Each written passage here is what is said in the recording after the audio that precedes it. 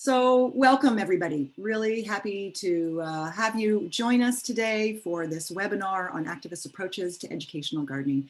My name is Hilary Inwood and I'm the lead of environmental and sustainability education at OISE, and very happy to welcome you to what has now become a very long series, in fact, of webinars that are jointly run by the TDSB Eco Schools program, along with OISE's Environmental and Sustainability Ed initiative. And we're very proud of this webinar series. We've had so many people attending since last spring, and we're very happy to welcome you all to today's webinar as well. This is part of a series for us this fall that is focusing on the intersections of social justice and environmental learning, what we call eco-justice education. And well, this is all part of our way to learn more about the equity issues that are at play in environmental learning moving forward. So with this in mind, I would like to just give you a quick overview of what's going to happen in today's webinar. We're very happy to do a land acknowledgement to begin. We'll be talking just very briefly about OISE's Learning Garden, which has inspired this particular webinar, a little bit about environmental justice principles, and then we're going to introduce you to some amazing activist educators who use gardening as the way in to reach students. With that, we'll also end up just talking a little bit about some of our upcoming webinars. So for our land acknowledgement today, we have been introducing the work of Indigenous artists. I'm very happy to introduce you to the work of Alex Janvier as part of this. This is such one of his beautiful works. You know, Alex is from Cold Lake First Nation. He's on Treaty 6 territory, and he's been a professional artist for decades, inspiring many generations already of Indigenous artists as well as Canadian artists more generally. He's known for his very distinctive curved lines and really bright, colorful compositions. And he has had so many murals commissioned across Canada. This particular one is installed at the Legislative Assembly in Edmonton. One of my favorites, by the way, is in the Canadian Museum of History in Gatineau, Quebec. So if you haven't been there, it's worth the trip just to go and see Alex's amazing mural. So as part of our land acknowledgement, we'd like to say that we acknowledge that we're hosted on the lands of the Mississaugas of the Anishinaabe, the Haudenosaunee Confederacy, and the Wendat. And we also recognize the enduring presence of all First Nations, Métis, and Inuit people.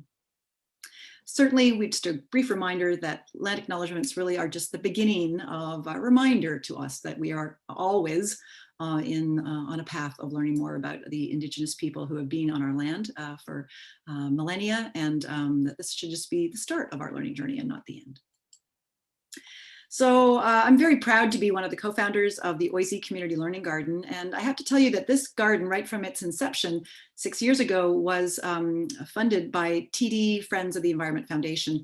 TD Friends of the Environment Foundation has been an amazing group that has been sponsoring gardens, school gardens and community gardens across our country. And so many of us are very, very grateful for the seed funding, pun intended, for bringing gardening into our educational context. I like to think we are probably the smallest garden that has been founded with TD money, but I also like to think that we are a mighty garden in that we work really hard to introduce hundreds each year of teacher candidates to the power of educational gardening so that they will also do this in their own classrooms moving forward. So if you'd like to learn a little bit more, the link is down there. We'll make sure that we send out all of the links from today's webinar for you as a follow-up resource package so you can continue your learning well after this webinar is over. Now, we do want you to think today a little bit about framing gardening from an environmental justice perspective. And this is a really important conversation to be had, as we know that conversations around systemic racism and inequities are pervasive in our world right now.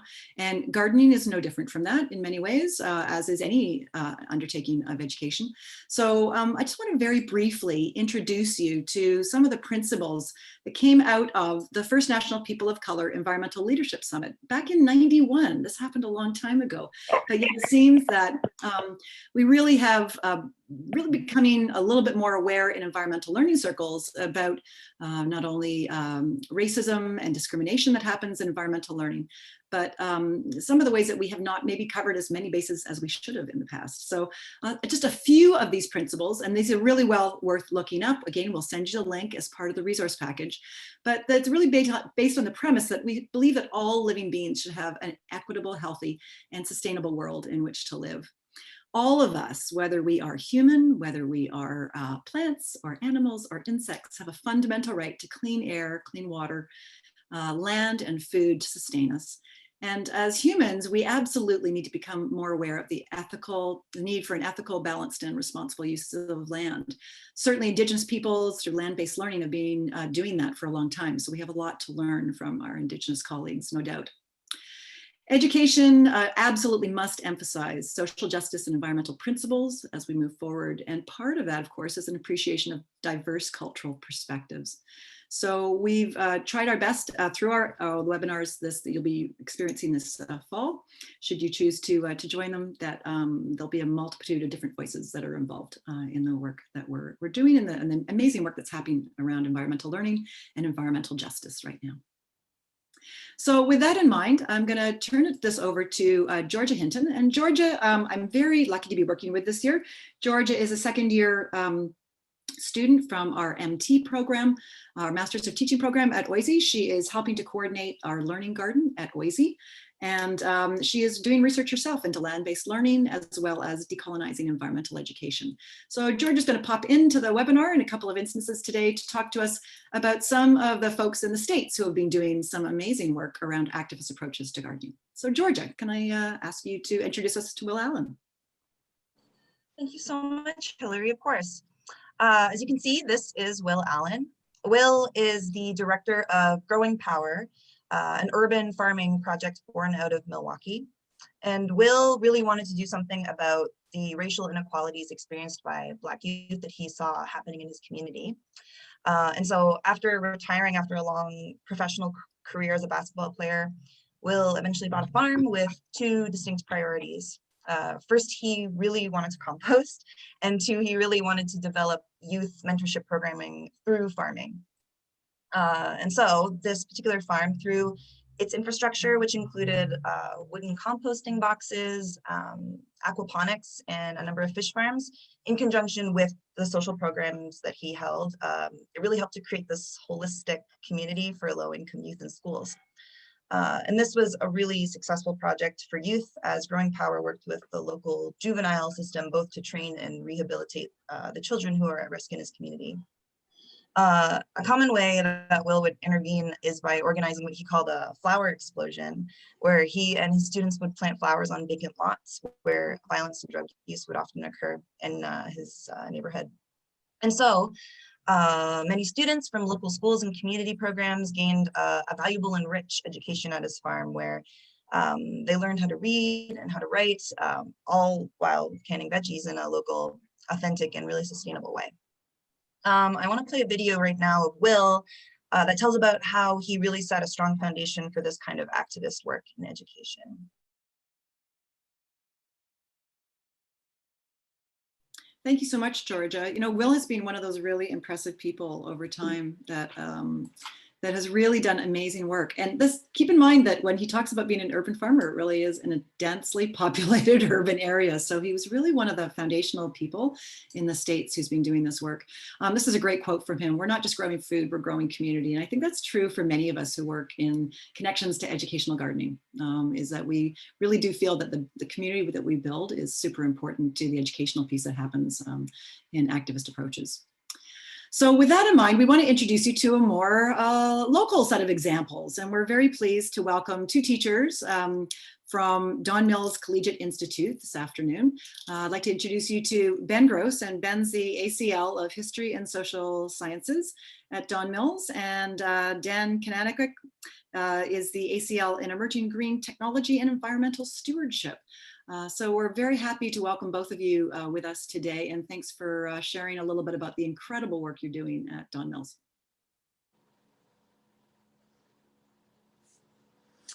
All right, I guess I'm first. Can you hear me fine, Hillary? We can, Dan, thank you. Excellent, okay. And I know Hillary's a stickler for time, so I'm looking at my alarm clock right now. Thanks, Dan. Technology I set up. So this is one example of what we've done at Don Mills for the last 20 years. I'm going to run through about 5 slides before I hand it over to my colleague and friend Ben, just to give you a sense of sort of what our foundation is, building up to the big project that we're going to be focusing on for the rest of this presentation. So we have an urban farm. A big part of what we do is about food sustainability, the school as a resiliency hub, looking at food security issues, urban planning, wellness, and always connections to community. We don't do anything unless it passes through the filter of how will this help our community. 90% of what you're going to see is funded outside of the school board. That means we have to find funding elsewhere. And we do a lot of it through writing grant proposals. Our students definitely do a lot of that writing. And we also find other sources that our students can go after. And we sell our produce, which allows us to build other great things as a result as well. So this is our farm that we started in 2013. Next slide, please. Just like our farm, everything is designed by students, and probably most of what you see is built by students. Anything that has to be built by the school board will be. Usually it's things around posts in ground. Anything permanent is done by the school board. Everything portable is done by us. That means creative ways around building kitchens like this where every cabinet is portable. And the wood-fired oven that we currently have is much nicer than that one in the rendering. And we bought the wood-fired oven, designed and built in Napoli in Italy. It's Authentico. With the sales of our vegetables to one restaurant in particular. This poster is typical of what we do. It has a mission statement. It has a design by students, and that piece is now being built currently. Next slide, please. This is our greenhouse. This I was told no for about 10 years before we were told yes, because there were so many schools that had greenhouses that weren't being utilized well enough. So all of you educators out there, if you got a greenhouse in your facility, use it. Otherwise, it's holding other people back. So long time coming for this. We worked really hard. We found funding for it as well. And we use every inch of space in that greenhouse. It changes every single day, depending on the time of year. And it's integral to especially our farm as we plant all of our seedlings. We have about 5,000 seedlings every spring growing in there. Grown from seed that we've harvested from the previous year's vegetables and fruit, and they go into the farm and we move forward. The ground that you see in front and around the greenhouse, we purposely left not sodded. We currently have a pumpkin and corn patch there. We have also traditionally planted potatoes there as well. Next slide, please. Sorry, I've got a titchy mouse today. I'm so sorry about that. Is that the next one, Dan? That's the next one, yeah, thank you. So this is our aquaponics system. We were really early adopters of aquaponics in Toronto in particular. It was pretty remarkable when our students were doing Google searches on aquaponics early days. There literally was about a page. Now there are hundreds of thousands of websites. We designed and built this. It's in a storage area that houses my dust collection system for the wood shop. We did it in response to what happened really, first of all, in New Orleans, Hurricane Katrina. So natural disaster comes through and you get food, shelter, water from the government. It helps to support them for about the first 90 days, but then what? And so we thought about systems that could be built, urban farming, urban central, urban focus, and what would be available after a disaster like that. You'd have raw materials like wood and brick, but more importantly, you'd have the skills of your neighbors. And so we thought about a system that could be loosely designed and adaptable, where simple things could be sent out and shared. And so this is what we came up with. And this is a fully functioning aquaponic system. We grow currently native species fish, do a lot of work with the Ministry of Natural Resources, and of course with our local Indigenous mentors. Ben's going to talk a lot about that. Right now we have yellow perch, bullhead catfish, bluegill.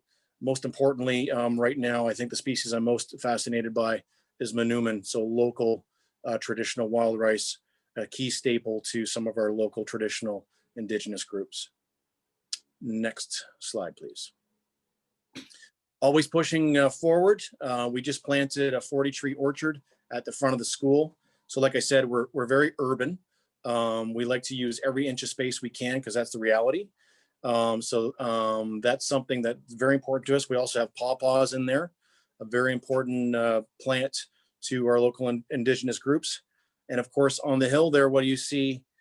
Thank you, Georgia. What do you see? You see A vineyard. Every high school needs a vineyard, of course. That's a very typical thing to do at a high school, is grow a vineyard. We have Pinot Noir, Cabernet Franc, Chardonnay, and Riesling. And that is before the much needed pruning and shaping.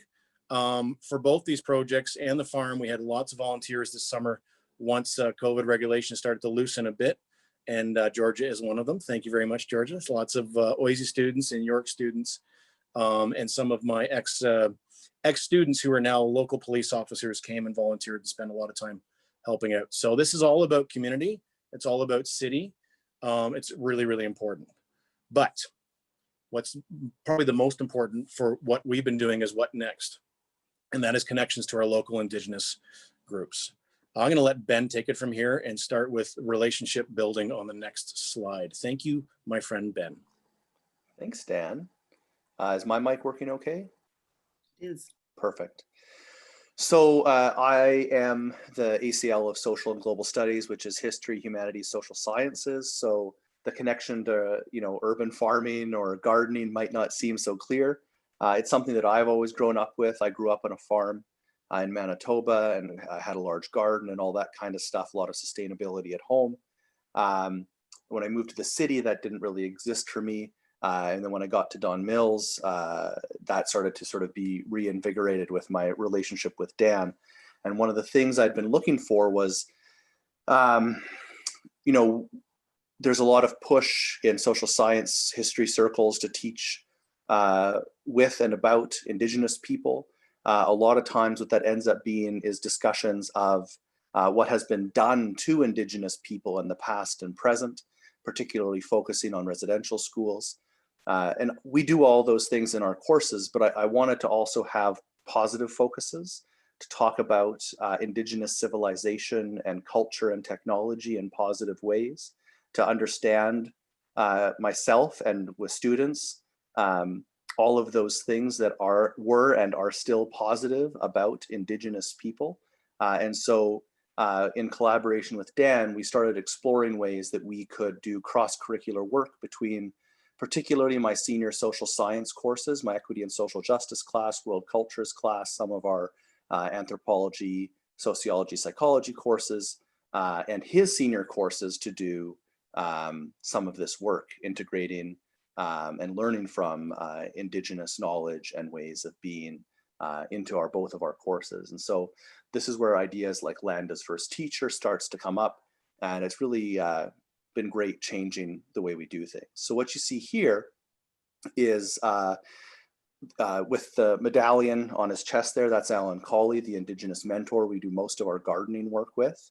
You can see the scope of the planning, him and Dan out there in the snow pointing at things. This is the beginning process of planning to build traditional Haudenosaunee mound gardens on site. And then inside you can see them discussing and planning. Alongside the Haudenosaunee mound garden building, which both my classes and Dan's did, we also went and did ravine walks with Alan, learning about local species and how those things were and could be used, thinking about the urban space as actually a space that was managed and farmed, not left wild and sort of found. And that was a big takeaway for us, I think. Can we get to the next slide, please? So part of this too was there's a lot of discussion around, in my classes, the impact of colonialism. And one of the ways to do that is to see what that looks like today. And one of those things is the destruction of Monoman wild rice in our various lake systems. For example, places like Rice Lake were the breadbasket of Indigenous people in the region until it became cottage country and the rice was dredged out. And so these colonial conflicts in the past still play out in the present around issues of food security and food sovereignty for Indigenous people. And those ideas of food security are linked into the city as well. So this is a trip we did with our students to Curve Lake Reserve north of Peterborough to learn about the process of planting, harvesting, preparing wild rice. And it was a really great day to sort of do experiential learning, but to think about, gardening in a different light. And some of the images you saw earlier were of transplanted Monoma and wild rice from Curve Lake to our own aquaponic system, and it actually did quite well and produced. Can I get the next slide, please? So this is the construction of the Haudenosaunee Mound Gardens, thinking about the connections between the courses, and this is sort of what I'm focusing on because I don't actually have the garden in my own department. So there's ways for you to connect with urban gardening and farming that aren't necessarily directly in your subject area. So these are actually mostly kids in my class digging in these photos. And so they had to learn about how these gardens were built, and the only way they could do it was through Allen, who's in the third photo on the right there, standing on top of the mound. Because when they started doing research online, they realized there was no information. And this leads to more conversations about, the legacy and impact of colonialism and, the primacy of European monocultural ideas over, sustainable sustainable farming methods that were incredibly technologically advanced, and Europeans just didn't understand, and so destroyed them. So this is the process of building the mound garden. Basically, you dig a 2-foot trench, you fill it with softwood. Dan can speak more to some of these processes at some point if people want more clarification. It acts as a wick pulling up water and basically self-irrigates. You fill that trench you've dug out around the wood with clay to provide nutrients and retain water. And then you put in fish remains, and you put in ash in order to, provide nutrients. Can you get the next slide, please? And so in the end, this is what it looks like. This is the first year of planting. You see some of the produce there, and this is all without any like artificial irrigation or watering. This is just how it grew with weeding. It's an incredible system of farming. And so we have the 3 sustainers, corn, beans, and squash, which were seeds primarily that were gifted to us. So they're heirloom style seeds. And we also have an area of tobacco planting of traditional tobacco that we use to welcome knowledge keepers and elders into our community and then share back to the community that gifted it to us. Could I get the next slide, please? And so this is just a really quick look at some of the other connections. The turtle on the right, if you want to, you can go look at sort of the process of it. It's about a 3-foot long turtle. It was part of the process in my equity class, responding to Theodore Fontaine's memoir of the residential schools. And there's a lot of teachings around medicine and land in the designs you see on the turtle that were in collaboration with the Mound Garden Project and Allen. And then when thinking about the idea of how this works into the activism side of my classes, this is a blog for one of the kids' projects. And you can see in the middle here, the ways that she started to think about activism when looking at these mound gardens and the construction and process of building those mound gardens. Collaborating with Indigenous mentors as activism, not just taking something and it being extractive, but in collaboration with. Trying to bridge lost knowledge gaps. Dan and I are just starting to see sort of what that actually means, I think, now. I know I am. The first time that we're doing something like this, the idea that this could be passed on and shared with, continue to be shared with our community, and we are continuing to build more mounds. So that's my contribution. Wonderful. Dan and Ben, oh my goodness, it is so exciting to see what's going on Don Mills Collegiate. That honestly, I can see Elise clapping in the background there, and so impressive. You've got so much to be proud of, and I love the way that you've got this strong influence of Indigenous approaches to gardening as part of the work. I've had the privilege of doing a number of walking tours along the Humber with Alan Colley, and I can attest to his wonderful skills and deep knowledge when it comes to Indigenous plants in this area. So I'm so impressed that your students get to do this on a regular basis. Are there any questions for Dan and Ben? You're welcome to. Oh, we got one from Lowell. Lowell says, how difficult was it to get these types of plans approved by the school board or the TDSB? That's classic. Well, after 20 years, you have to ask for less permission than you do as a first-year teacher. Certainly, I've been told no more than I've been told yes Doesn't mean it ever stopped us from doing anything, but you know, you have to learn which hoops to jump through. And a big part of what we do at Don Mills is try to be pioneers and maybe do it first and kick those doors down so someone else can do it. But there's a lot of significance in making sure your planning is tight, making sure you get things checked like underground. Is there any electrical there? Are there gas lines? Let's not forget, this is very urban as well.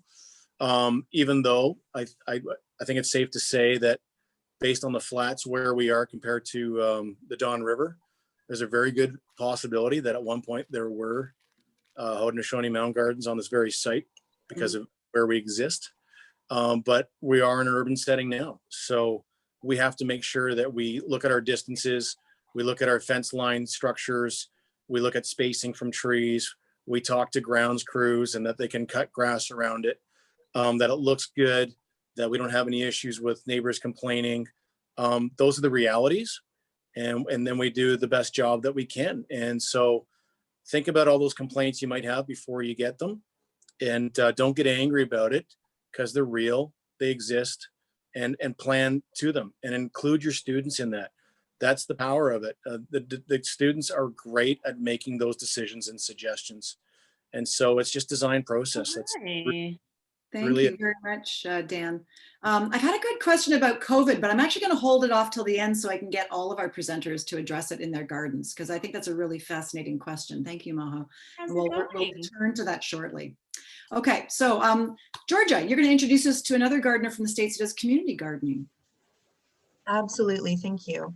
And thanks, Dan and Ben, again. Seeing all those pictures really made me miss being at the garden. Yay. Yeah. All right. So Ron Finley is a self-proclaimed renegade and guerrilla gardener. He grew up in South Central Los Angeles, an area that's known for having a serious lack of accessibility to fresh produce. And in 2010, outside of his front door, he decided to plant vegetables in a curbside dirt strip next to the road. And inevitably, he was eventually cited by the government or the city for gardening without a permit. And in an act of spirited rebellion, Ron started a petition with other fellow green activists demanding the right to garden and grow food in his neighborhood. He now operates the Ron Finley Project, which is an organization that brings both culture and community together within South Central Los Angeles.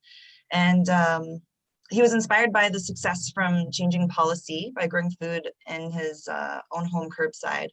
And he now envisions a garden community hub project called HQ, which turns unused spaces like parkways and vacant lots into gardens that support the community that also cares for it.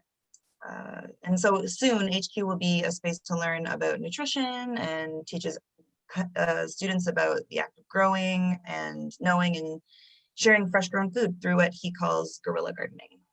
I'm going to show you a quick TED Talk presented by Ron on the importance of gardening, which is relative to empowering marginalized communities that he works with.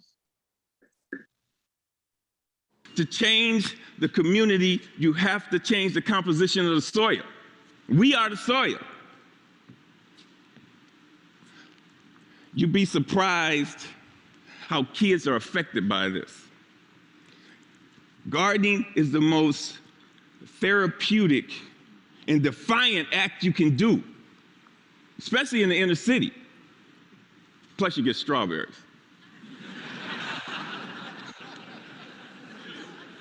I remember this time, there was this mother and the daughter came, they were, it was like 10:30 at night and they were in my yard. And I came out and they looked so ashamed, and I'm like, man, it made me feel bad that they were there. And I told them, you don't have to do this like this. This is on the street for a reason.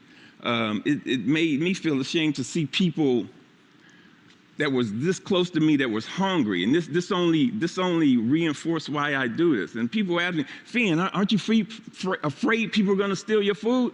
And I'm like, hell no, I ain't afraid they're gonna steal it. That's why it's on the street. That's the whole idea. I want them to take it, but at the same time, I want them to take back their health. There's another time when I put a garden in this homeless shelter in downtown Los Angeles. They're the guys, they helped me unload the truck.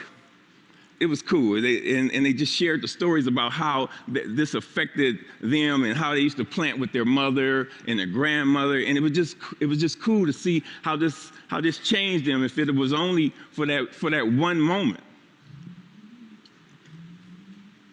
So Green Grounds has gone on to plant maybe like 20 gardens. We've had like 50 people come to our dig-ins and participate, and it's all volunteers. If kids grow kale, kids eat kale. If they grow tomatoes, they eat tomatoes. But when none of this is presented to them, if they're not shown how food affects the mind and the body, they blindly eat whatever the hell you put in front of them. I see young people and they want to work, but they're in this thing where they're caught up. I see kids of color and they just on this track that's designed for them that leads them to nowhere. So with gardening, I see an opportunity where we can train these kids to take over their communities, to have a sustainable life. And when we do this, who knows? We might produce the next George Washington Carver. But if we don't change the composition of the soil, we will never do this. Now this is one of my plans. This is what I want to do. Thank you so much, Georgia. Ron's work is pretty incredible, and it's well worth listening to the whole TED Talk. He's done some amazing work, and I think he's really got some great ideas in terms of how we bring this to disenfranchised and marginalized communities to help them regain strength. I love his comments about, I think we've got the quote next, right? That gardening is the most therapeutic and defiant act you can do. And Steph, I don't know if you would agree with that. Steph is our next speaker from the TDSB. Stephanie Ustianov is an elementary teacher with West Preparatory Junior PS in the TDSB, and she's going to talk a little bit about how she's bringing environmental justice approaches to her garden at West Prep. Welcome, Stephanie. Welcome, thank you. So as you've heard, as we're working through garden pedagogies, we have to remember that just as Rome wasn't built in a day, it was built brick by brick, so too are your gardens, and it does take a community. So if I could have the next slide, please.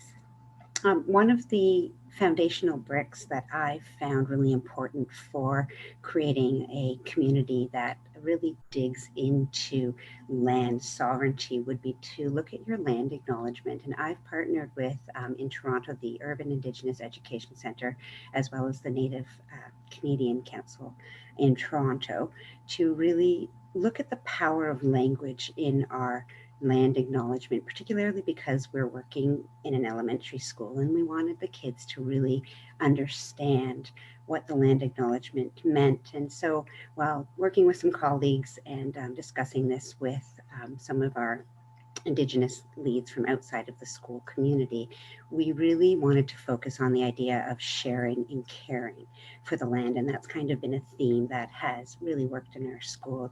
And you can hear that in the children, they start to echo these ideas of sharing and caring. I've provided a hyperlink in these slides, which I believe you'll be able to access later. The hyperlink is Native Land, and it's actually a map that shows all of the territories, overlapping territories of the Indigenous peoples for whose land you are being hosted on. So if you'd like to take a look at that sometime when you get the slides. And then if you're not able to contact within Toronto, the Urban Indigenous Education Centre or the Native Canadian Council of Toronto, you might not be within Toronto, but contact those people, see where you can find someone who could work with you, because as you've heard, nothing without the Indigenous First Nation communities should be done without them. So we've tried to include them. Next slide, please. So a great provocation within the educators in your school and for yourself to get going on this is really to consider what is your relation to land as a living being within an ecosystem. And this was something that I've really been working with myself in unsettling land and whose land I'm hosted on and trying to decolonize my ideas of land. So looking at, does the grass belong? Grass is a colonial structure. We used to have meadows. Do the fences belong? Do we want to keep nature in What are we trying to keep out of these areas? And what structures belong here, naturally people made? Who decides these things, and how did they decide these things? Next slide, please. So I'm working on a long project that is just in the beginning stages. I'm partnering with Bees Matter and the Toronto Region Conservation Authorities for seeds to create some pollinator plants within our community. I'm trying to partner with the Indigenous Urban Education Center to discuss native plants and get a feel for how we can really start to revitalize the native plants and native species in our communities. Our Eco Club and some of my wonderful colleagues who are joining me today are a part of this initiative, and I really thank them for their support in this.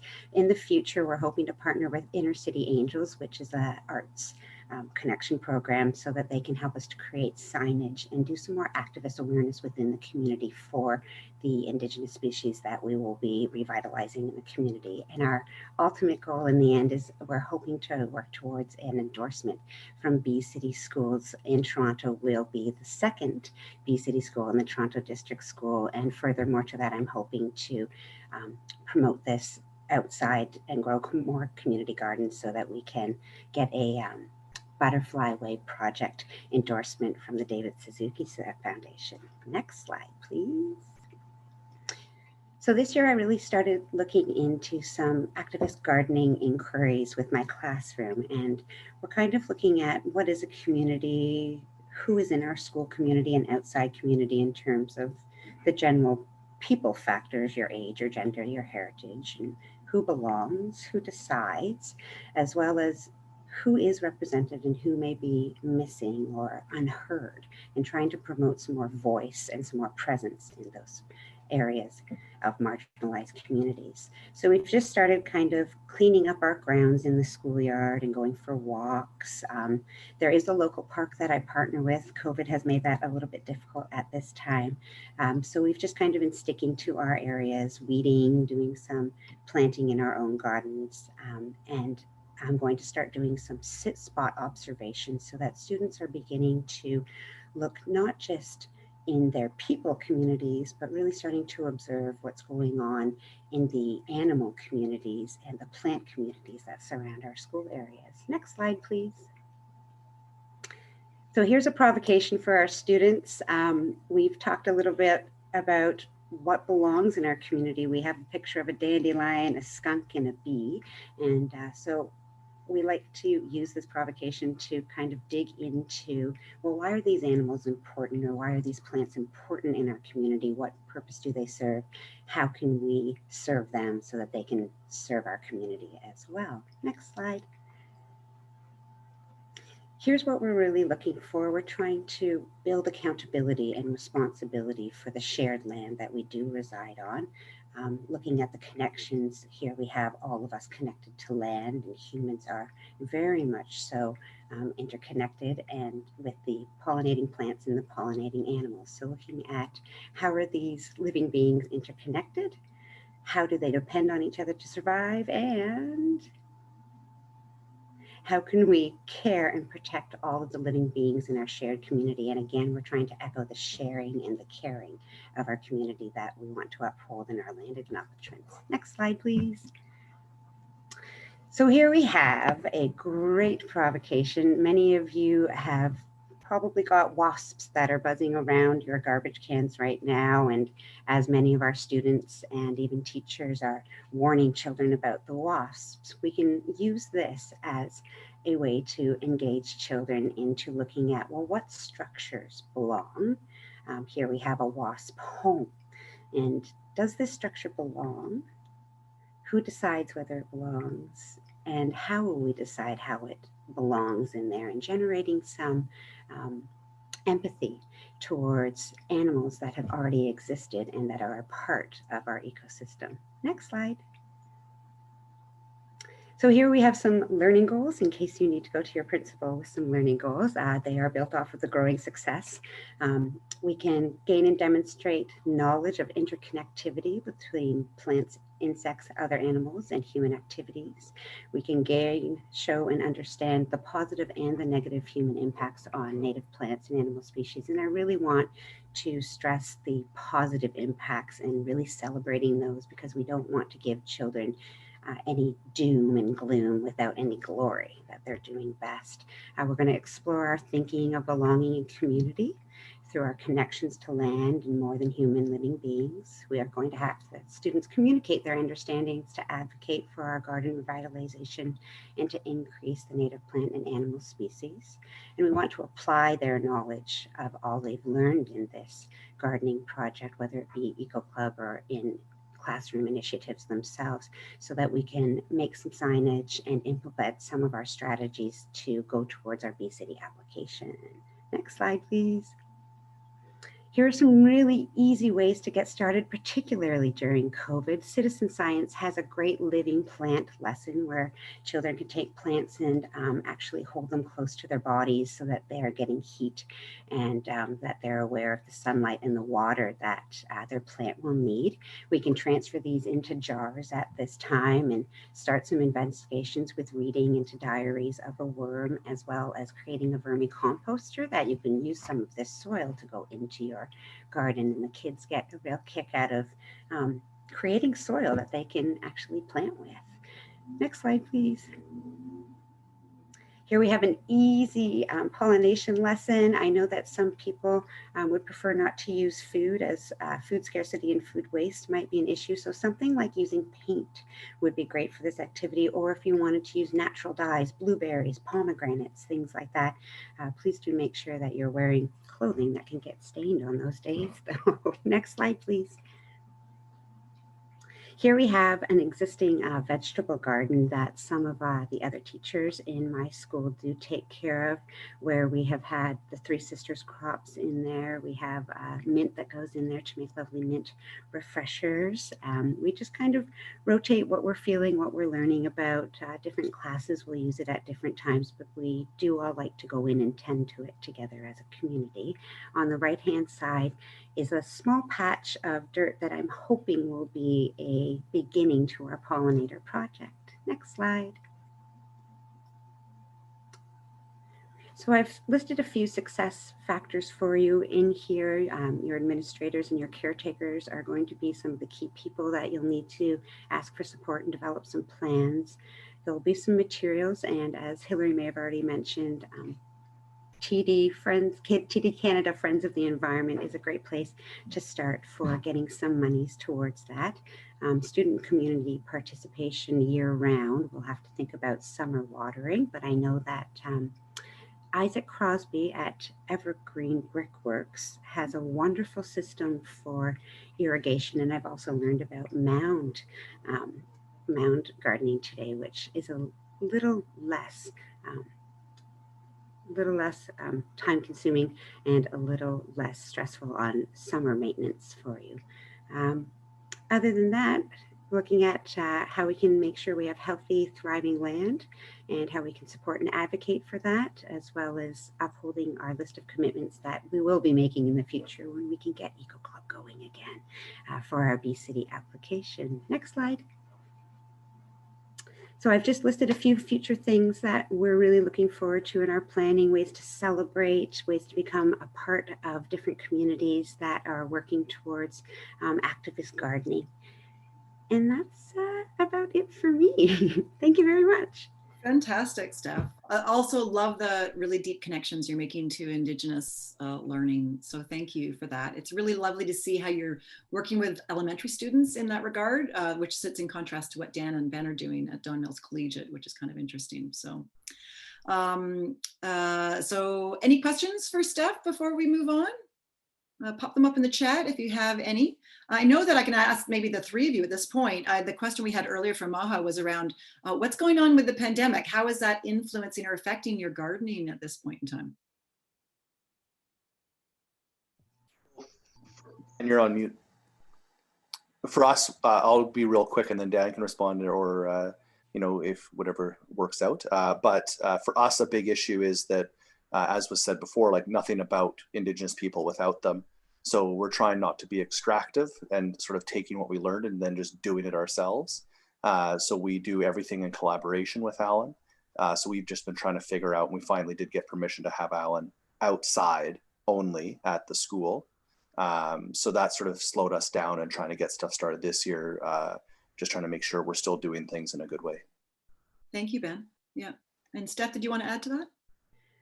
This is definitely challenging, particularly with elementary students who some of you have noticed that right now we've kind of had to put a pause to it just so that we're actually learning how far a meter is. Anybody under the age of 7 really hasn't had that curriculum yet. So while this is an initiative that we are hoping to engage the students in at this time, it is a little bit difficult to engage our students in, that's for sure. But something like just working within your own classrooms where you have the living seeds and things like that might be a good start, or even digging into your land acknowledgement with your children and being outside on the land and talking about the health of the land and whose land is this?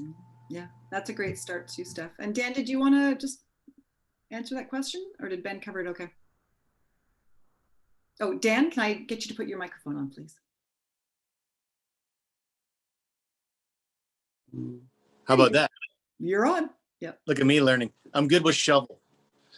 Yeah, so Ben made the key point, which was we wouldn't do anything that has a connection to our Indigenous space without working with our Indigenous connections, namely Allen in particular, and many others as well. But the other farming continues even throughout the summer. We usually have students get volunteer hours. I come in twice a week during the summer normally. This summer I was in every day to make up for the lack of student power. I had to get 5,000 seedlings in the ground myself to begin with from about April, May on. And then volunteers that came in like Georgia were just so important. And normally we sell our produce to the chef, but because restaurants and hospitality were so hit, we luckily ended up putting together food hampers for some of our most in need families in our Don Mills school community. So that was a very positive aspect of what we were able to do. So, you know, a real result of food security. Love hearing that you're addressing food insecurity at this time during the pandemic. That's a huge issue for so many families. And the thought that educational gardens can contribute in positive ways, I think really does speak to its potential as we're doing work around eco-justice or environmental justice for sure. Yep. George, are you already interested, just very briefly, to one more educator from the States? Yeah, sure. I can, I don't know if we'll have time for a video, but I do think it's important that we're just aware of Stephen Ritz and what he's doing too. He's a South Bronx educator who witnessed the unhealthy eating habits of his students when it's interesting when we talk about food insecurity that way. He wanted to address malnutrition and poverty that affected some of his students, especially racialized students in his neighborhood. And he thought that the best way to do this was to facilitate authentic learning experiences for students by growing food inside of his classroom. He developed what's called the Green Bronx Machine, which is a classroom curriculum that turns any school or community gardening program into an academic and standards-based learning experience. And so students can learn by critically thinking, problem solving, as they both explore and discover and create their own ecosystems within this curriculum. And so part of this allowed for good food machines to be installed in classrooms. You can see in the picture that's there. And he now runs a community program in a National Health, Wellness, and Learning Center in South Bronx, New York City.